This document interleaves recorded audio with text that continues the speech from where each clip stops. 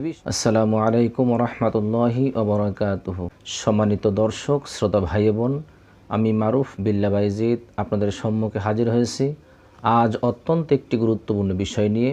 বিষয়টি হলো আরাফার রোজা কয়টি এবং আরাফার রোজা কোন তারিখে আপনারা রাখবেন, এর নিয়ত কি, এ বিষয়ে অতি সংক্ষেপে আলোচনা করার চেষ্টা করব। ওমা তাওফিক ইল্লা বিল্লাহ। এই আলোচনার পূর্বে অবশ্যই আরাফা রোজার ফজিলত সম্পর্কে দুই একটি কথা বলতে হয়। হাদিস শরীফে এসেছে, আল্লাহ রসুল সাল্লাল্লাহু আলাইহি ওয়াসাল্লাম বলেন যে আরাফার দিনে, এই দিন আল্লাহ তাআলা অসংখ্য জাহান্নামীকে জাহান্নাম থেকে মুক্তি করে জান্নাত দান করে থাকেন। সহিহ মুসলিম শরীফের হাদিসে এসেছে, হাদিস নাম্বার হলো 2637 নম্বর হাদিস।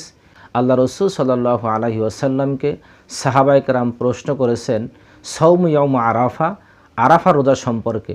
আল্লাহ রসুল সাল্লাল্লাহু আলাইহি ওয়াসাল্লাম বলেন, যে ব্যক্তি আরাফাতের দিনে রোজা রাখবে, আল্লাহ তাআলা তার পূর্বের এবং পরের 2 বছরের গুনাহ মাফ করে দিবেন।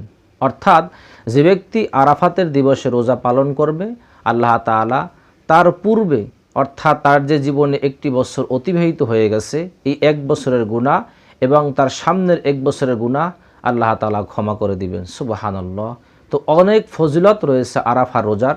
আরাফার রোজা কয়টি, অর্থাৎ যাহারা আপনারা রোজা রাখতে চান আরাফাত দিবসে, আপনারা কয়টি রোজা রাখবেন?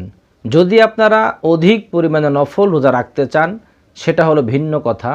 যেহেতু জিলহজ মাসের 1 তারিখ থেকে 9 তারিখ পর্যন্ত নফল রোজার অনেক সওয়াব রয়েছে, অনেক ফজিলত রয়েছে।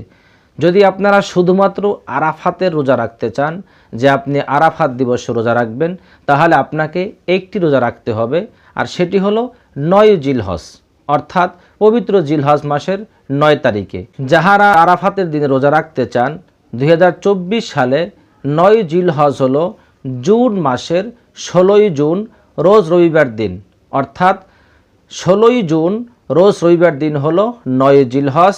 যাহারা রোজা রাখতে চান, বিশেষ করে আরাফাতের দিন রোজা রাখতে চান, একটি রোজা রাখতে চান, তারা অবশ্যই 15ই জুন রোজ শনিবার দিন গত রাত্রে সাহারি খাবেন। পরের দিন 16ই জুন রোজ রবিবার দিন আপনার রোজা পালন করবেন, তাহলে আপনার রোজা পালন হয়ে যাবে। রোজার নিয়ত কি, অর্থাৎ আপনি যে আরাফাতের রোজা রাখবেন এর জন্য কি নিয়ত করতে হবে? মূলত নিয়ত হলো অন্তরের বিষয়, নিয়ত মৌখিক বিষয় নয়। আপনার অন্তরে সংকল্প করতে হবে, ইচ্ছা পোষণ করতে হবে যে আমি আল্লাহ তাআলার খুশির জন্য 9 জিলহজ আরাফাতের রোজা রাখতেছি। এতটুকু নিয়ত করলেই, এতটুকু সংকল্প করলেই আপনার রোজার নিয়ত হয়ে যাবে। আশা করি ইনশাআল্লাহ আল্লাহ তাআলা আপনার রোজা অবশ্যই কবুল করবেন। আল্লাহ তাআলা সকল বান্দা এবং বান্দিকে বিশেষ করে 9 জিলহজ আরাফাতের রোজা রাখার তৌফিক দান করেন।